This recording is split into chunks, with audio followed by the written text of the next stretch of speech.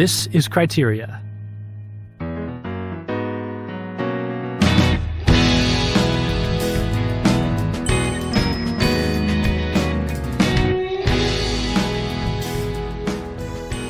Hey everybody, welcome back to Criteria, the Catholic Film Podcast. I'm Thomas Miras. I'm here with my co-host, James Majewski. Hello, James. Hello, Thomas. And we're here to talk about the 1961 French film Léon Morin, Priest, directed by Jean-Pierre Melville, the godfather of the French New Wave. But first, let's mention that we are in the middle of a little fundraiser for Catholic Culture, the website that produces this podcast. We're just starting our May campaign. We're trying to raise $50,000. We're calling it the Queen of Peace campaign because, you know, it's a time of a lot of turmoil, even just within Catholic media, and peace is always something to seek out in an intentional way. And also, we always like to choose a Marian theme for our May campaign because May is the month of Mary. So if you'd like to help this podcast, all of our podcasts, our YouTube channel, our website, all the resources we have there, keep going, please do consider donating and go to catholicculture.org/donate/audio so we'll know that a podcast listener is you. All right. So, James, do you want to introduce the films? This is an old favorite of yours. Yeah, I mean, you know, I guess I'll just introduce it with a little synopsis because a viewer/listener beware. Virtually every synopsis you're going to encounter of this film is, I think, misleading. Well, if you were to go to the Criterion channel and read the synopsis of this film, you could be forgiven for thinking that this would be a very blasphemous, scandalous, potentially immoral film. Uh-huh. It stars Jean-Paul Belmondo as a young priest. Now, even at the time, this was kind of a remarkable casting decision because he was kind of a young heartthrob. And it's appropriate for this film, for this story, in part because it has to do with the main character is this young woman who kind of falls for him.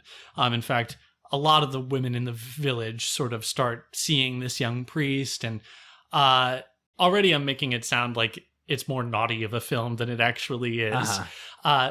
Because really it's a conversion story about this young woman that I've already mentioned. She's a kind of a communist sympathizer. This is in World War II France, in a small town. Yeah, occupied France. Yeah. First occupied by Italian troops, then later by German soldiers. And it's as much a story about wartime as it is also about faith and about this particular character and what she goes through. And I think that you can distinguish all of those things. It's also obviously a story about this young priest. And this priest, as presented in the film, which itself is an adaptation of a novel called The Passionate Heart, he's kind of a fascinating character. And he's really, this young woman's sort of interest in him personally becomes bound up with her conversion, and sort of disentangling that is part of the problem of the story. You know, it's an interesting film. It's one of my favorites, and probably is my favorite movie about a priest, because I just find it very truthful in the kind of human problems it presents. Mm-hmm. Yes, they can be kind of messy, but it handles them in a very, I think, truthful way. And this priest, while I think you could find maybe some prudential issues, if you really scrutinize his choices, or perhaps some of his attitudes about liturgy or art, fundamentally he's a saintly man, and he doesn't really steer this woman wrong. And it's in this sort of like back and forth between the two of them that I find, a very exciting depiction of the priesthood. Mm-hmm. I think at the very least, it's a thought-provoking film, sort of like Calvary is for, seminarians and priests who have to deal with pastoral life, you know, even in just like the prudential questions that it raises. And yes. And I think Calvary is an apt comparison, because a lot of people watching that film would find a lot of points of criticism of the priest in that story. And yet, you know, his character is still somewhat unimpeachable. You know, you can still look to him, Brendan Gleeson's character in Calvary, as fundamentally a good priest, you know? And I think that there's a similar situation here. Yeah, so I mean the film is really seen through the eyes of the female lead, Barny. What a great name for a beautiful woman. Played by Emmanuelle Riva. And so the priest himself is really kind of impenetrable in a way. Like we really don't get his interior. For the most part, we don't know exactly where he's coming from. If you wanted to say, you could easily say that his motives are ambiguous, I would say. But in terms of in a kind of like an obvious, on the surface moral sense, he's not doing anything really sketchy, you know. But it sort of depends on what you want to see in this film to a certain extent, but we do get the interior life of the woman because she's the narrator of the film. It's very much in her head, and she's the one who's reacting to this priest who kind of has this, he's pretty like solid and a very solid and stable character throughout the film, I would say, whereas she's the one who's like sort of shifting and changing and reacting and stuff like that. You know, we've been mentioning other priest movies. You know, this fits in a list of like movies about sort of like radical priests. You know, in one sense, he's just he's a normal parish priest, but he has this sort of like, his radicality is more like his personality, his sort of unique personality and his sort of unique provocative way of, you know, challenging his flock. And, you know, it's interesting to compare with Nazarene, for instance. I think this film does a better job of, if you want a film that looks at the priesthood in a way that is kind of real and nuanced, but also has a certain ambiguity to the filmmaker's perspective, I think this is probably a stronger film than Nazarene. Yeah. It's an interesting, and like you said, it's also kind of a war story, and I'm not sure how all of those different things fit together really, in terms of like why is this not just a story about a priest and a woman and this sort of pastoral relationship? Why is it also, what do you think that adds to it? Like, why is it also a World War II story? I think one of the crucial elements to the film from the very beginning is the absence of men. Yeah. So right. I think that's why it has to be a war story, because all of the men are off either fighting, you know, drafted in service, or they're partisans hiding out in the mountains. And Melville was actually involved in the French resistance during World War II. So this is something that he draws from in a number of his films. The only other film of his I've seen The Samurai and Army of Shadows. And Army of Shadows is explicitly about the French resistance. But here it's referenced, you know, we don't really see them in action. It's sort of referenced in, observed in the breach, so to speak. They're just gone. Yeah. And in fact, at the beginning of the film, Barny is infatuated with a woman who works in her office. Right. And I think that this is kind of a key aspect to her character. Right. Because we'll see her sort of later be dealing with similar feelings for the priest. Right. You know? So at the beginning, she's fascinated. She confesses to being sort of in love with this woman in her office. And we should mention the film is pretty like tasteful and as far as dealing with, you know, some themes of sexual attraction and stuff. It's not really, there's nothing graphic in the film. Yeah.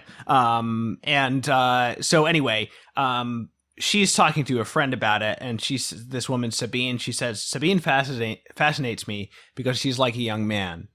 And she describes her as having a delicate feminized manliness. And like, you like looking back on it, you think like, you know, some people might consider, you know, a celibate man to have a delicate feminized manliness. You know, that is one perspective that people might have on a priest. I'm not saying that's the correct way to describe it, but But I think that's one reason why Belmondo is cast as he is because he brings a very masculine presence to this role. In fact, she seeks him out.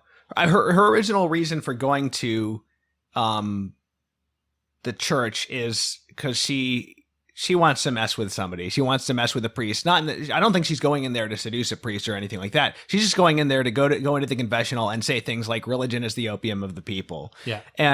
And he's able to fire right back and sort of like admit where she's saying partial truths and stuff like that. So he kind of takes her off her guard and not being like totally reactionary. And he's also kind of guiding her through a little bit of an examination of conscience. So he's doing all these very sort of like orthodox priestly things, but she's saying, I don't really believe in God. I'm not sure if I'm even going to change my ways. But he gives her absolution, and so from the beginning, I'm asking kind of like, okay, what kind of priest is this? Can you really give someone absolution who says they don't believe in the faith and also might not change their ways, And so it's like, you see the direction it's leading her. It leads her back into the church ultimately. So, there's that. So we see that he's successful, right? But then there's things that are like maybe not quite by the book. Maybe you could say that he's assuming that he's detecting some real sincerity or some desire to change in her, something like that. Yeah. I think that if you're going to split hairs, then you're just going to end up with a dead end watching this film. I think that right. There's at every turn, there's going to be opportunities for, scrutinizing his decisions and saying he shouldn't have done it this way, he shouldn't have done it that. But what I think that you see depicted here is someone who has a really strong and integrated sense of prudential pastoral judgment. Right. He never hesitates. He always, acts with sort of decisive clarity. Mm-hmm. And it's one of the things that's so exciting about these scenes. I when I rewatched the film in preparation for this, I've seen it countless times, but I just was so sort of captured from beginning to end. It's an exciting film, and it's in part because of these back and forths between the two of them. Right. You would think that debates about religion and theology and philosophy would be kind of dry, but here they're very electric, and it's like this fencing that's going on. Now for Barny, it becomes a kind of exhilarating flirtation, maybe even, while at the same time being the place through which grace is reaching her. And it's because of his ability to speak her language, basically. Right. If he had been a little more, like staid or conventional in his responses, he would not have been able to. You could see how he wouldn't have been able to get through to her the way that he does.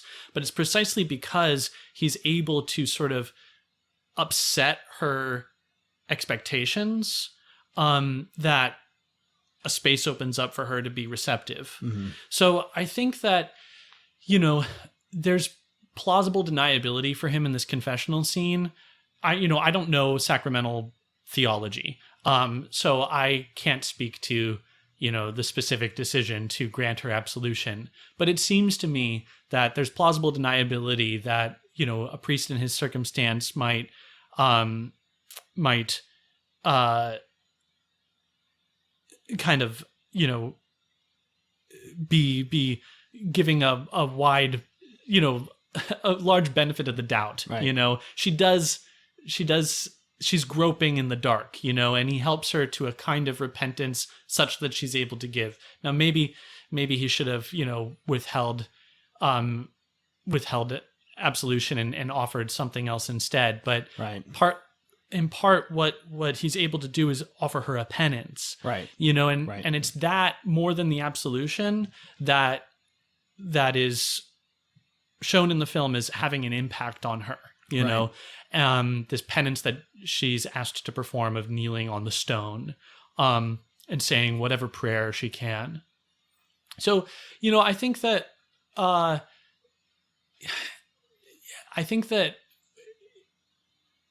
if you were being sort of blindsided by some Soviet sympathizer, in your confessional, you might, I think any one of us might be like thrown off or not really know what to do or what to say. And it would just be sort of like an empty exchange. Right. But what's exciting about this film is how it doesn't become that. Right. He's not thwarted by her. And Right. to the contrary, actually, he's able to sort of break through. Right. I mean, because it's interesting too, because he, when she's sort of holding back and, it's not clear that she's even penitent, he gives her absolution. And then later when she says she wants to come back into the church, that's when he sort of like pulls back just like to test her and make sure that she really wants to do this. Right. So right. It is kind of an interesting. Again, I think that what that evidence is to me is a kind of moral wisdom whereby he knows that in this circumstance, the right thing to do is to sort of offer a little bit of resistance and see how she responds. The fact that she does respond as well as she does seems to indicate, like, I feel like you're able to infer that this is a guy who has an accurate read of her character and actually, of the character of all of the women that we see him interacting with. He seems to be able to read what's going to be the appropriate way of addressing them. Right. Yeah, no, it's very interesting. Of course, some of the things he says, you do see Vatican II coming like a mile away. Totally. where he says he wishes that there would be, he wants he doesn't like darkness in churches. He wishes there would be like a glass cathedral bathed in light. And I'm like, I can see saying that, like thinking that would be cool in like the 40s or 50s. Yeah. I guess that was 1961. Or no, it's set in World War II. So yeah, 40s. But like not if you just have to like live with that reality. Right. right. Yeah. I mean, I think he can be forgiven for some of his idiosyncratic ideas about, art and the invisible church, some of that stuff. I don't know, dude. I think, that checks out to me, Right. But if someone asked you, will I be okay or she said, will I be done for if I go on and as an atheist? And he says, no, not even if you go on an atheist, because there's this invisible church and it's all people of goodwill. And it's like, yeah, but I don't think you can like tell someone that like, you'll be okay. I guess he didn't say you'll be okay. He said you won't be done for. So maybe that's the distinction. Look, again, I think that it's a rabbit hole to start trying to split hairs and treat his responses to her as though, he's writing his treatise on moral theology or whatever. Right.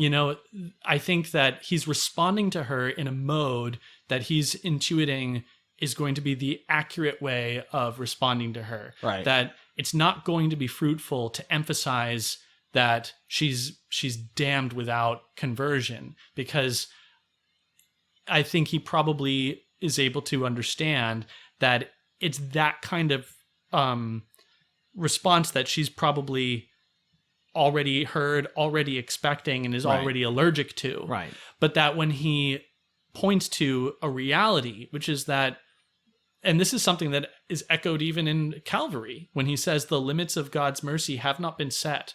Mm-hmm. He's pointing to the reality that there is this invisible church, that there are people who the church teaches can hope for salvation by virtue of, invincible ignorance or baptism of spirit or baptism of desire. Right? Baptism of desire, whatever, and so it's not like that isn't something that the church teaches. It is. Now, does he choose the most sort of precise way of conveying that in the moment? Right. No, not necessarily if you're just looking at it from like a strict textual basis. But that's part of the scene is how he's responding emotionally, I totally, and dynamically. I totally agree with you. Yeah. I do think that like maybe this is fiction, right? So this is somebody's view of what would it be like if a priest were saying these things, and it would totally work, and it would totally reach the people where they're at.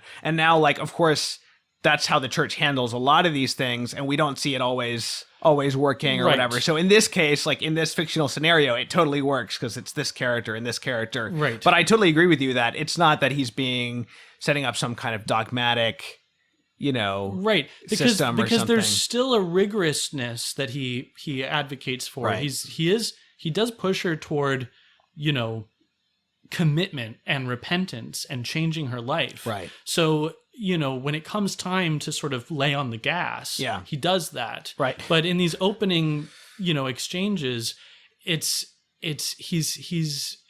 still testing what kind of like buy-in she might even have, Right. Yeah. Right. So as long as I don't want to come back to this, so as long as we're talking about this, though, what do you think about his like final little tidbit? So in their final meeting, she asks him, well, if the Jansenists are heretics, what about the miracle of the Holy Thorn? This must have been a alleged Jansenist miracle. I don't know anything about it. And he says, why shouldn't God perform miracles for heretics? And he refers to God as the universal Catholic. She says, I thought God was Catholic. And he says, well, yes, we could call him the universal Catholic.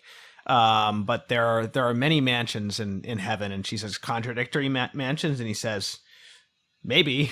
Yeah. But the contradictions are mostly in our mind. Mm-hmm. So what do you think about that? Is that just again? sort of like I think that it checks out. I think that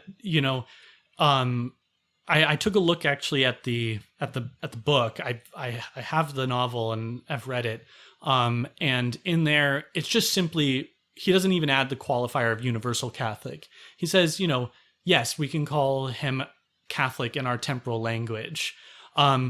But then, he's again pointing to this reality, which is that God is involved in the lives of everyone.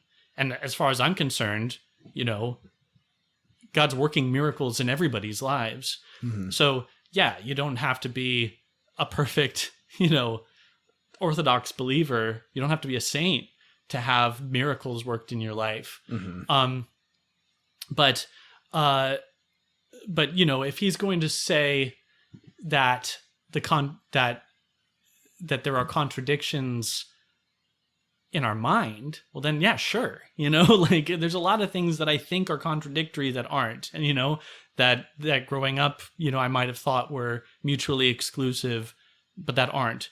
And so, if he was writing his book on, metaphysics, and he was taking direct issue with the principle of non-contradiction, then yeah, I would say that's problematic. Mm-hmm. But what we have here is a conversation between two souls, right?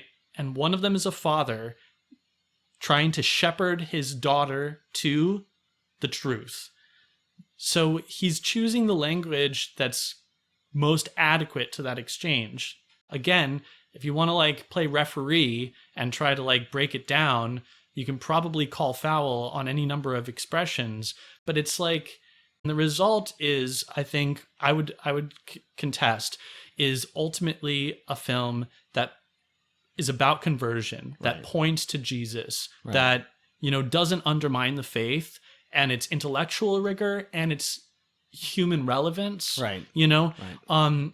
And that, even says something beautiful about priestly celibacy. Right. And so, Melville, he's not a believer, yeah. right?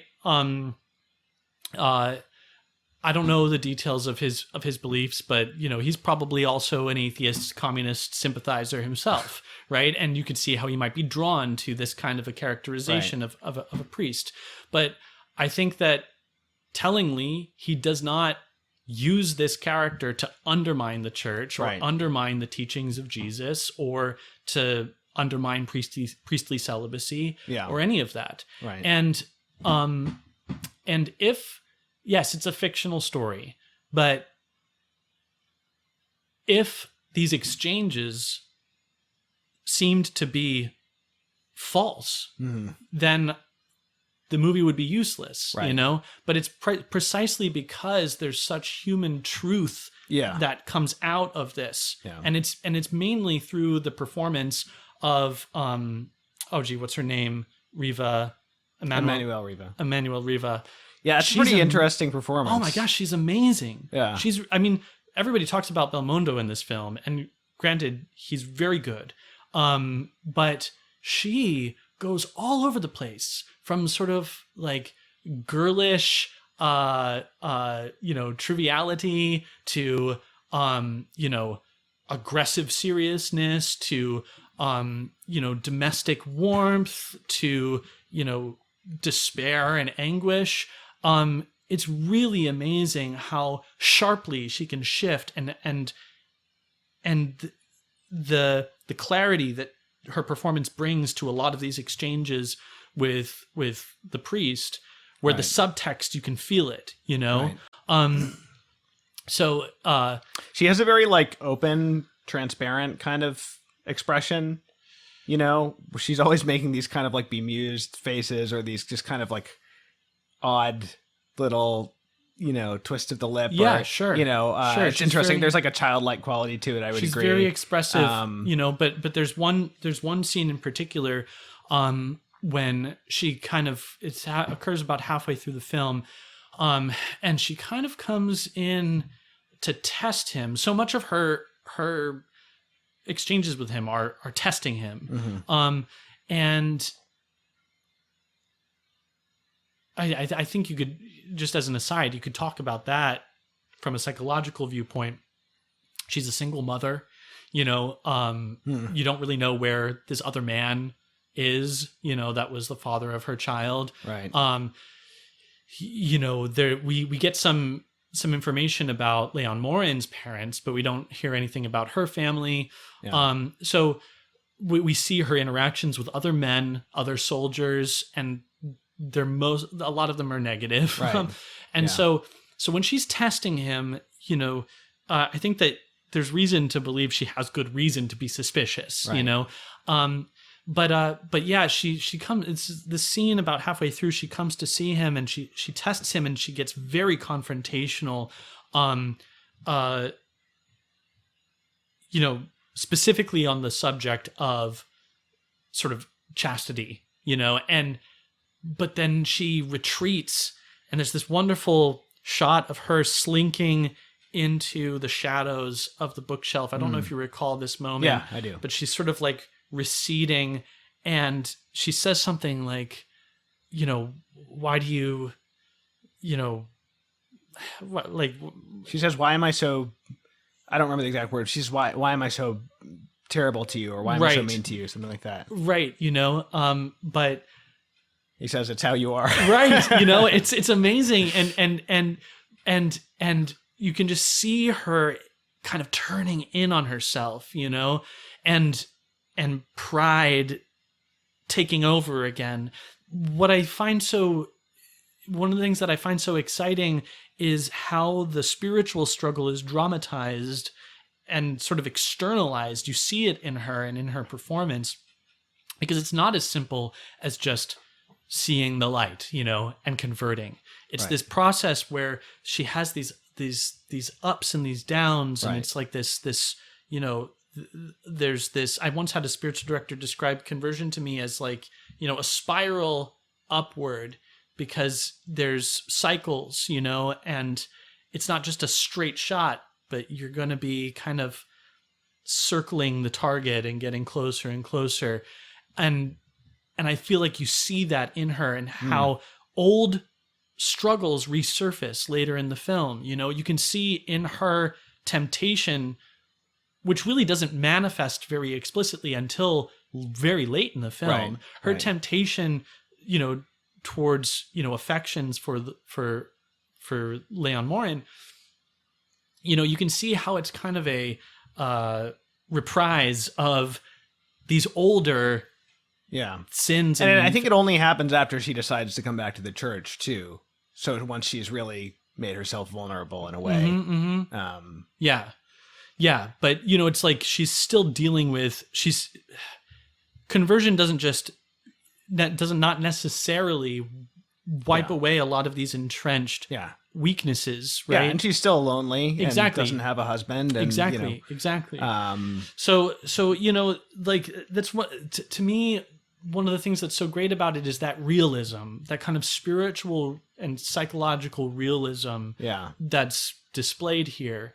And I think that it's good viewing for priests and for seminarians, not because, okay, here's a manual for how to handle situations like this, any more than like Calvary would be a manual for handling situations like that. Right. But because what you're seeing dramatized is this kind of pastoral insight and concern, right? And it rings true. Okay, so I think all of your comments are great, and I'm being a little bit not quite a devil's advocate, but I think we need. I'm glad that we're having this discussion in the way that we've been having it, because I think that we can't just come into a film with like the assumption that it's about conversion, or the assumption that it's taking a certain point of view, especially not a film like this. Yes. And so I think it's valuable to just talk about it explicitly, and the objections that some viewers might have, right? So on that point, I think to talk about his style a little bit more and the way he interacts with these various women, because the director of the film said, and then the article I was reading, this was described as kind of like a glib remark that he made to an interviewer. So he might have just been being glib and reductive at that moment. But he said, this is like I can't remember the exact word, but he said, this is about a movie about an amorous priest who likes to, he likes to provoke women, but he doesn't actually do anything with them, basically. And so we can see that he's deliberately provocative in the film. The question is like, what's his motive? And again, he's kind of like, you don't get his interior for the most part. Yeah. So, what are some of the things he does? There's moments where he's like very aggressive. Like at the beginning of that scene you were just talking about, where there's that kind of confrontation. He comes in kind of like, he like pushes her, he like sort of shoves her into the room a little bit, and like all these sort of like odd provocative thing that she remarks on is like, he clearly doesn't care what anybody thinks, because he'll do these things like in front of other parishioners. And at one point she's sitting there at mass and he goes past and he sort of walks right past her and brushes her face with his surplice. And then we see a scene with her and her other female friend, who's another of his spiritual directees, and she's talking about this, like, does he do this just to tease me? And she says, love and do what you will. Maybe this is just him having the glorious freedom of the children of God, but it's killing me. And the other woman says he does it to stimulate us, which I take her meaning to be like, he does this to sort of like, to keep us on our toes, and for spiritual reasons, like to kind of like provoke us, not in a sexual way, but like in a kind of like, just sort of, I don't know, how would you describe it? He's clearly trying to be provocative in a way, or he's being provocative, but like, if you take this and like, he's doing this for spiritual reasons, how exactly would you describe, like, I'm not talking about the things he says, but more like the little like physical things that he does, for instance. Okay, well, my interpretation may not be accurate, but I think it's a legitimate read of the film. And my interpretation is that this is not something that he's doing in a calculated way. Okay. This is just his manner. And the reason I have for thinking that is because it doesn't change when he's in front of people or when he's in private. He's just kind of brusque in his speech, and he's brusque in his physicality. So he has no problem sort of grabbing someone by the shoulders and moving them. He has no problem, pushing or sort of, like getting into people's personal space. So why go back and why walk right past her and brush her with your surplice? Again, she interprets that as being intentional. And I think that when you watch that scene, there's no reason to think that he isn't just walking past her and he accidentally brushes his surplice on her. Right. I mean, when I was a seminarian, I was constantly, getting candle wax on my surplice or whatever. It's like you have all this flowing fabric. It's easy to not be aware of where it is in space. Now she's sort of unpacking this with her friend, who we have ample reason to think is an unreliable perspective. First off, she's a collaborator with the Nazis, okay? And she has arguments with Barny about, why it's moral even. Yeah, she's a Vichy person. Yes. But, she's a gossip. They gossip about other people. They gossip about people that are seeing Léon Morin. She delights even in, the prospect of one of these women who have gone to see him, like falling away, there's like a sort of cynical satisfaction. Right. Yeah. And so, I think that it's legitimate to look at this as, first, Léon Morin's just kind of idiosyncratic way of being. This is like a character oddity to him. Right. He's without guile in this way, basically. I think if you look at him as a character without guile, then everything kind of makes sense. Whereas if you look at him as like calculating and doing things for effect, I think that makes it a little more complicated. Because a lot of people have read this movie as, well, some people read it as he's repressed. We learned that he's been in seminary since he was 12. He started junior seminary at the age of 12. He had a strict mother who beat him at a child, all this stuff. And that some people think he's, getting off by, he never actually does anything, but he does these provocative things. Now, other people think that he's deliberately flirting with the women, knowingly doing so, but only as a means to get them into the church. Yeah, but I to be honest, I don't see in his behavior anything that indicates an intent to flirt or indicates some sort of satisfaction, right? It's also observed he doesn't we don't never see him receiving any men for religious instruction. But there are no men in the village. We rarely see any men at all, right? I mean, it's pretty much all women that we're seeing. Right. So in instances where someone is trying to seduce him, he's very cautious. He doesn't even face her. Right. Right. And he actually seems to, at least momentarily, effectively convert her, although maybe she doesn't. Yes. Stick with it. So there's a crucial moment when this sort of this woman who's a floozy. Woman of ill repute. She's a floozy. Yeah, she's a floozy. She comes to see him, and then she decides that she wants to, seduce him. Yeah. And we get this great... Very openly says so. Yeah, we get this great scene where she's like sitting on his desk trying to, entice him, and he won't even look at her. Yeah. Until at a certain moment he comes and just sort of pulls her skirt, the edge of the hem of her skirt over her knee. Right. In a way that immediately sort of... It's a sharp gesture that dispels the right. There's even a musical cue that's cut at that moment. It's like we're brought back to reality. Again, later when Barny says something to him about if you were a Protestant pastor, would you have me for a wife? He takes a moment, looks at her in silence, and then in a single gesture is up with a hatchet. He's been helping her cut wood. Yeah, and he just slams it down and walks out the door, And so there's in every instance where... He has these incredible reflexes too, like the other time when she tries to grab at him and lead him to the bedroom, he immediately just jumps back out of the way. But I think that all of those moments indicate to me someone who has command of his... his passions, basically. Yeah, and it's so interesting too, because even though he leaves, in a very definitive way there when she asks him that question, he eventually, they keep visiting each other, and even after the second time when she actually tries to grab him, not just asking sort of an inappropriate question, he says, "Come to me for confession. Of course, we'll keep seeing each other."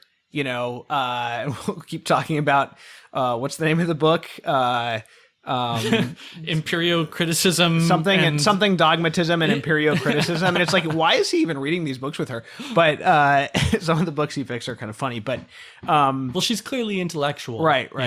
And so but what that says to me is that, you can question his prudence But you can also read it as from his perspective anyway, rightly or wrongly, he has this great confidence and trust in he knows himself and he knows God's grace, and so he's not intimidated by the fact that this woman just fell and tried to seduce me. Her soul is on the line, so he's more interested in saving her soul than he is about protecting his own. And I think that is the accurate way to read this character. Yeah. I think that if you sort of project some sort of machinations, on his part, or some sort of self-satisfaction that he's deriving from these exchanges, then fine, you might be able to read that into parts of the film. Right. But I think that ultimately that interpretation falls short because it doesn't account for some of these other moments where he demonstrates an almost instantaneous command of and wherewithal of his passions and the situation. Right. And so if you were to speculate that this is a man who knows himself very well, who knows that whether or not he's tempted in a particular regard, he's not going to act in a selfish way, and that he's he's going to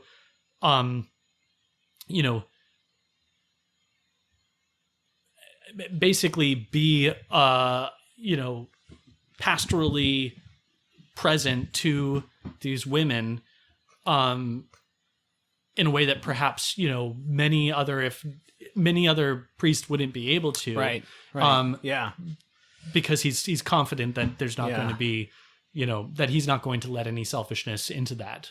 There's another interesting line. It's the same scene where he's talking to her about his childhood and his things that he got in trouble for as a child. And he mentions that he got in trouble for trying to make he broke a cow's leg in the course of trying to make it jump over a fence. And she says, "You're still trying to make cud chewers jump fences. You'll make one break a leg." And he says, "Doesn't matter as long as it jumps."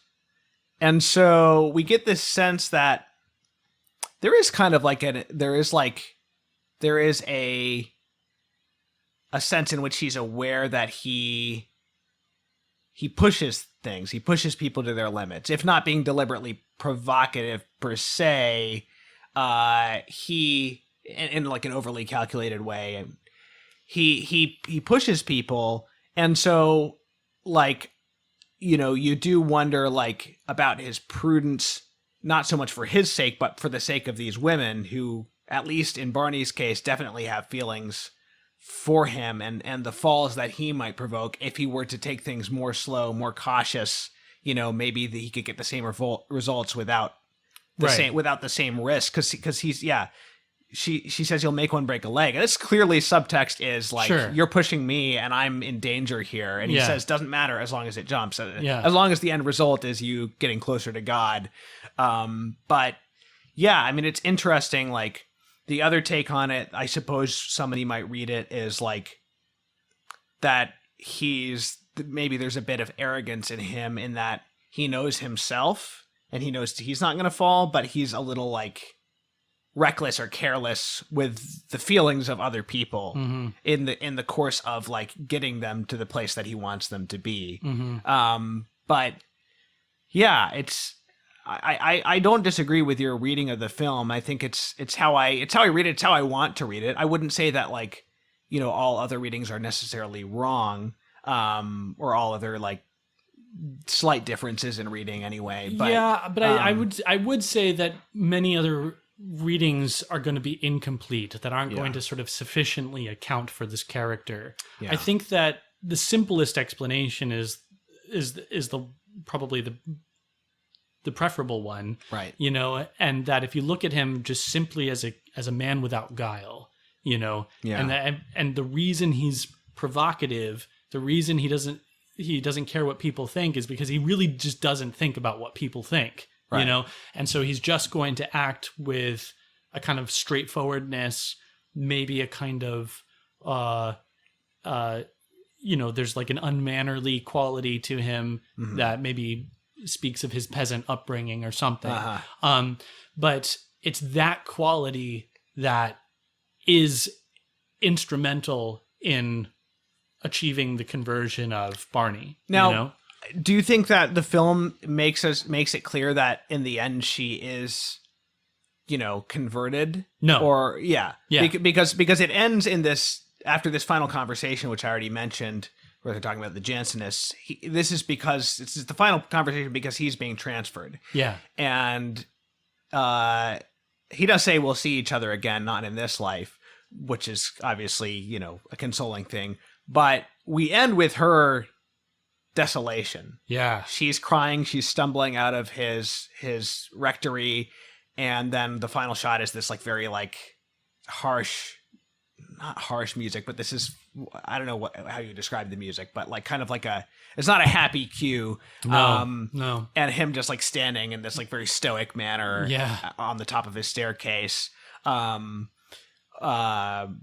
I get the impression, I don't get the impression that he's not going to be okay, but she's leaving this desolated place. And I was reading, there's I think he's a Catholic reviewer that I occasionally read on Letterboxd, and his take on the film was that his focus in his review is he thinks that Father Morin offers only persuasive words, but he doesn't offer the gifts of the Spirit or the transformation that Jesus offers, and that's why she's left in this sort of desolate place. Because basically what he has is what he has to offer is scintillating conversation and provocation and argumentation and intellectualism, but that he actually isn't able to offer something that will transform her. And so everything for her stays bound up in this specific relationship with him and these back and forths, which sort of drive the film.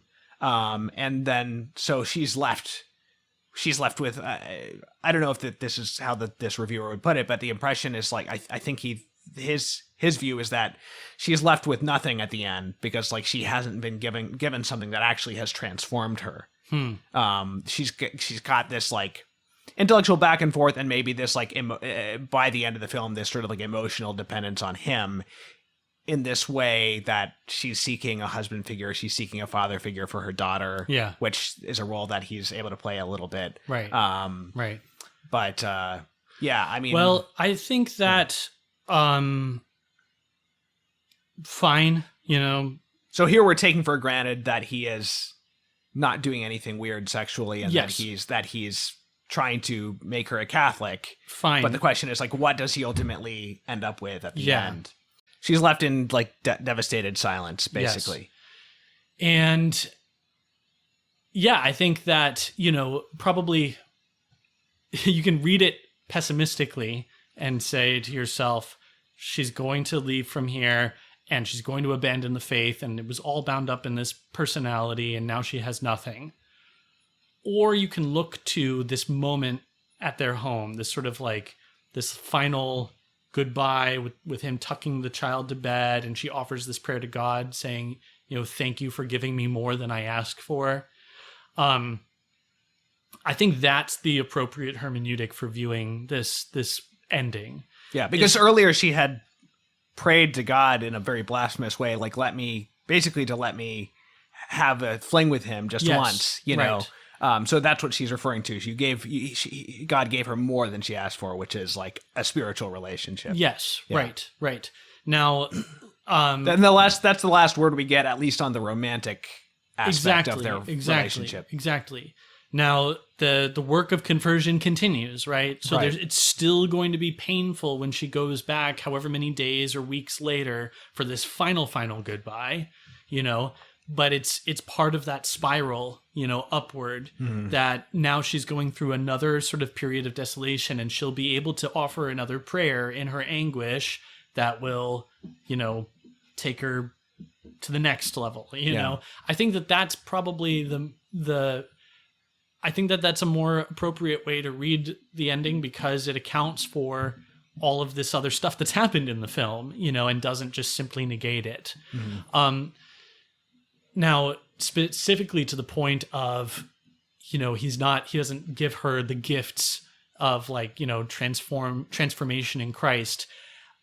To what extent are any of us able to offer those gifts, except to preach the truth, to bring people toward the sacraments, and then to trust in the efficacy of grace and that individual's, right, willingness to respond to grace. Yeah. So I don't know. I think that, in their conversations in his rectory, in his room, it tends to be more intellectual, and you could say that when when he comes to her house and starts reading to her from Imperial Criticism or whatever, and she's like off in her head, you could say, like, you start to wonder, like, what's going on? Like, what spiritual fruit is this bearing? Right, like, why is he bringing her this book? Yeah. And it's, but then in the scenes in the confessional, there's a greater simplicity. If there's like a greater, like, just purely spiritual, like, heart focus, it's those scenes where she's in the confessional with him, especially the last confessional scene, where he is very, it's very direct. There's even that scene where she won't even say what she did, and he says, basically, like, you're acting like a withered branch that's going to be cut off and put into the fire, right? Because she's not willing to even say what she did wrong. So, like, you look at how he's able to dial up the intensity. Right? That's not the way he was going to address her in those early conversations. Right. But now she's no longer a child and she no longer needs milk. Now he's giving her a little more of a harsh exhortation. And so it's how that tracks through the film that I think, suggests that there is a spiritual growth that's happening, and that there is a kind of maturity that she's going to be able to come out the other side of this with. Well, so I wonder why she asks the question that she does in their final conversation. She says it's a minor point, but she asks the question about the Jansenist miracle. And his comment there, I'm just trying to think, like, why it might end with that, his comment about the many mansions in the Father's house. Maybe it's just one more continuation of their conversation that they've been having throughout the film. But I'm trying to think of what it has to offer to, like, the ending of the film. That particular exchange, nothing is really suggesting itself to me. Well, maybe if we knew what this miracle of the Holy Thorn was, maybe that would offer some sort of. I should have looked that up. Yeah, but it seems to me that so much of her struggles have to do with pride, and that a theme of the film is this theme of, like, exceptionalism, or I mean, it's made explicit in the arguments that she has with her friend about, the place of the Jews in France, and how her friend, the collaborator, she actually befriends another collaborator who's executed at a certain point. And, and so there's a lot of judgment and sort of categorizing people and exclusivity. And, you could see how someone who's inclined to pride may want to belong to the enlightened, class, or the exceptional, to be exceptional. But a big, I think, point of suffering for her is that she has to kind of come to terms with the fact that, she's not as exceptional as she may think, and that, I mean, it's a point in which we all have to, grow or die, is humility. So, I read that, I guess, as a nod toward the need for humility. But I don't know. I don't want to. Obviously, I'm an apologist for this film and for this character. I don't want to give the impression that I'm naive to the sort of, like, provocative nature of the character and of the story. But it's also why I like films like Calvary, Right. Because I do find it appealing, these depictions of priests in their humanity, entering into these very messy places, Right. and the truth of the gospel being persuasive even there, and maybe there's an incompleteness to this picture. I'll have to think more about. Do you know anything about the author of the book? No. Okay. No, yeah, I don't. Yeah. Beatrix Beck. So it was written by a woman. Frankly, it was one of the things that made me want to go to seminary. Now, I don't know how much that means when I didn't, stick it out. Right. Uh-huh. But I would like to think that there is a place for that charism in the priesthood, or something like it. Right. We do hear from one of the other women that he's been reprimanded. Sure. For his behavior at times. Of course. Yeah, no doubt. Yeah. I don't find that surprising. Right, yeah. But I mean, also for passing out, presumably fake baptismal certificates for Jews to protect them, which was a controversial issue during the war. But I'm not going to really listen, man. Yeah, I don't know. Yeah, right, exactly. Yeah. It checks out with his character. It tells that's you what he would do. Yeah, exactly. Yeah, exactly. Yeah. Anything else we should talk about? I think that this is harder viewing for me now than it was, when I was first introduced to the film, 15 years ago. That long ago? Oh, yeah. Wow. So I just saw it for the first time a couple weeks ago. Yeah, no, I saw this a long time ago. It was before I went to seminary, and I went to seminary when I was 22. Okay, yeah. I actually found a copy of this on DVD at a used bookstore. And it's the shorter version, actually. The one that's on the Criterion Channel has these scenes that apparently were cut from the initial. It's just like 3 minutes or something.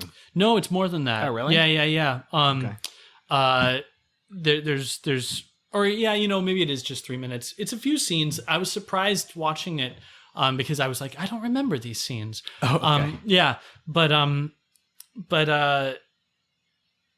So this is a movie that I've had in my life for a long time. And like I said, it's one of the movies that I was watching, when I was thinking about being a priest and how crazy that would be, and thinking about what kind of priest I might be, and I'm not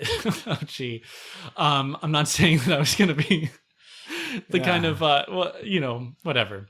I mean, the person of Jesus, that was one of the things that attracted me to him at first as well, was his sort of, what might be called a certain countercultural bent. And I think that's why I was able to relate to Barny, because I'm laughing because her name's Barny. Well, it's a hook, that you do have to sort of, that ultimately needs to deepen. You can't go on looking at the person of Jesus through your paradigm of social activist or punk rocker or, comrade, Right. That might be fine at the outset, but ultimately then that has to be purified and deepened and then mature into something else. And so I see this film as being a depiction of that stage in this person's life, And Léon Morin is the instrument that's accomplishing that. That, she's going to pass through, and then there's going to be a deeper sense of who Jesus is. I mean, honestly, you could look at it also, the ending, as like, now she needs to be detached from this person and grow in her faith on her own. Yeah. And not be dependent on this personality. And look, the novel is called A Passionate Heart, right? And the human heart is a tricky thing, okay?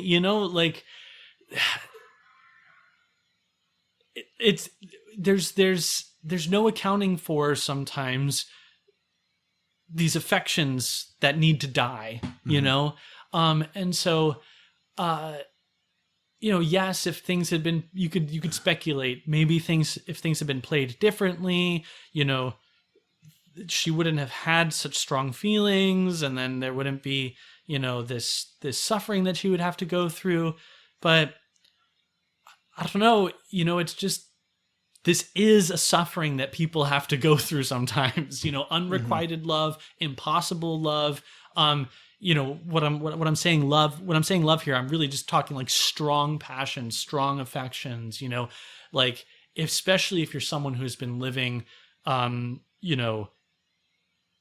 unchastely as Barny has, and sort of flaunting rules, and there's a lot that in her that needs to die. Mm-hmm. So I find its sort of forthright depiction of all of that very attractive. Yeah.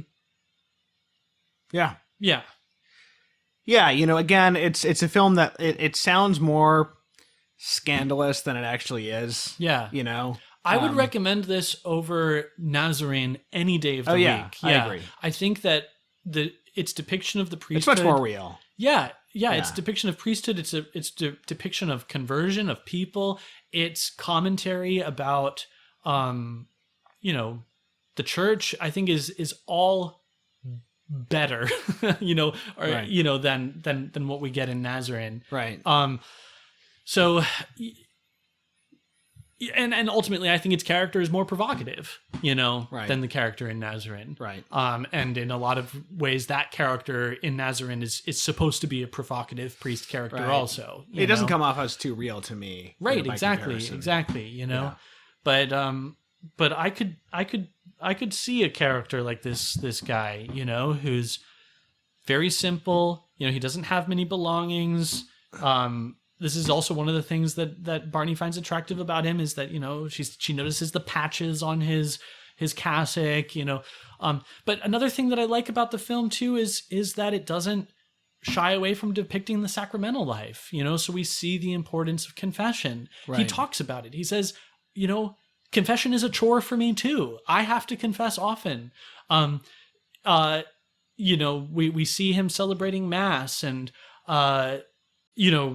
the interesting sort of prudential questions aside, it's just a good movie. Yeah. The acting is phenomenal.